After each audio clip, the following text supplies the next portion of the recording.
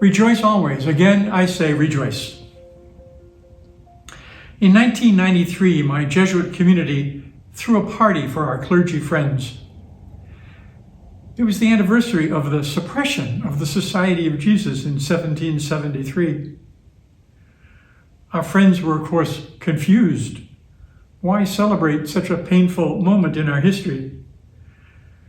Well, first there's the general rule, any excuse for a party, but also the society was restored 40 years later.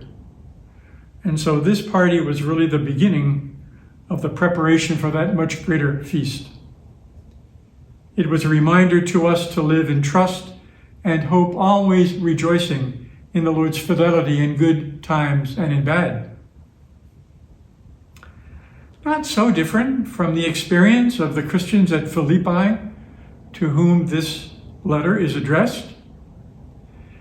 You may remember Paul had been expelled from that city. And just before this passage, Paul is chiding the community because of jealousy and personal conflicts among them. Yet, rejoice always, placing your trust and hope in the Lord's healing love for the community, says Paul. Trust in God in all things, in good times and in bad, but also in all things great and small, as the old English hymn says. One of my favorite commentators in addressing this passage reminds us, if it's important to you, it's important to God. Bring all of your prayers to God.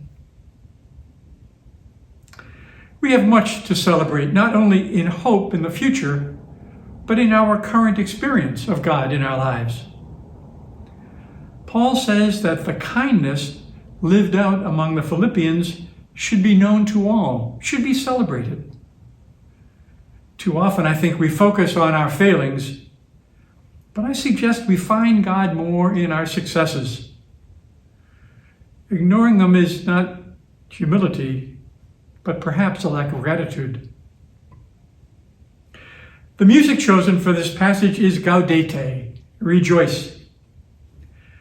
But perhaps another translation might be celebrate, because this is meant to be an event for the community, a social, public statement that we trust in the Lord and give thanks for God's love for all the world to hear. And in doing so, our own trust is strengthened. After all, as Edward Hayes and Pope Francis remind us, it is our duty to remain joyful even while confronting the terrible sufferings that plague our world. Edward Hayes says we should have more rejoicing Sundays. For the community, the great success, the great gift is God's peace that the world cannot give.